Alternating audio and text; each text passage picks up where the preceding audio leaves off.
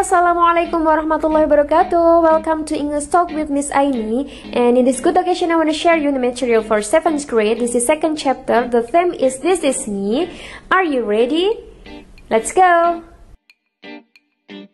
Okay, this chapter we have 3 points. Firstly, our identities, our hobbies and what we like, and then the members of our family. Tapi sebelum kita membahas tentang identitas kita, hobi kita, apa yang kita suka dan juga anggota keluarga kita harus mempelajari dulu tentang pronouns atau kata ganti. Let's see. Jadi, pronoun itu adalah kata ganti untuk orang, benda maupun binatang. Nah, ada beberapa jenis kata ganti, tapi di sini saya akan fokus pada 4 kata ganti utama, which is so important to understand. Let's see one by one.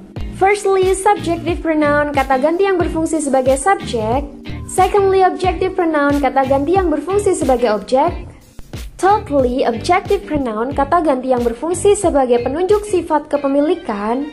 And the last one is possessive pronoun, kata ganti yang menunjukkan kepemilikan. Bisa kita lihat there are so many pronouns here. Ada banyak kata ganti di sini kan? Biasanya kita itu bingung. Aku itu harusnya memakai I, me, my atau mine. Nah, kita harus analisis dulu nih. Kata aku dalam kalimat itu berkedudukan sebagai apa? Jika dia berkedudukan sebagai subjek kalimat, maka kita harus pakai kata ganti yang di kolom subjektif. Tapi ketika kata aku di dalam kalimat berfungsi atau berkedudukan sebagai objek, maka kita harus cari kata ganti di kolom objektif. Seperti itu. Kita akan bahas satu persatu di slide selanjutnya ya. Check it out. Yang pertama adalah subjective pronoun atau kata ganti orang yang berfungsi sebagai subjek. Bisa kita lihat ada I, you, we, they, she, he yang merupakan kata ganti untuk orang. Kemudian it itu merupakan kata ganti untuk hewan dan benda. Let's see the examples. John goes to the library every day. He likes reading English book. Yang artinya John pergi ke perpustakaan setiap hari. Dia suka membaca buku bahasa Inggris.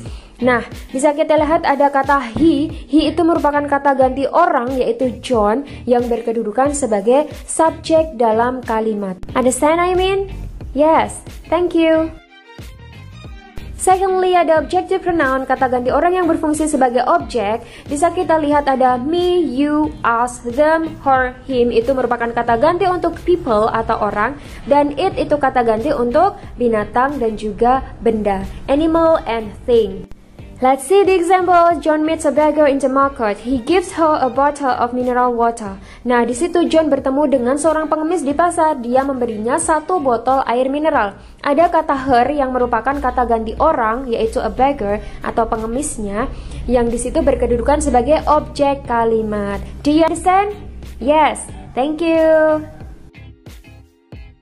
The next is possessive adjective, yaitu kata ganti untuk penunjuk sifat kepemilikan. Let's see, ada my, your, our, their, her, his yang merupakan kata ganti untuk orang, and then its untuk benda dan juga hewan. Dalam sebuah kalimat, jika ada possessive adjective, pasti diikuti oleh noun atau kata benda. Now, let's see the example. It is my favorite book. Ini adalah buku favoritku. My-nya sebagai possessive adjective, and then favorite book-nya sebagai noun atau kata benda. Contoh yang kedua, ada kalimat this is her bike. Ini adalah sepedanya. Her-nya sebagai possessive adjective, bike-nya sebagai kata benda atau noun.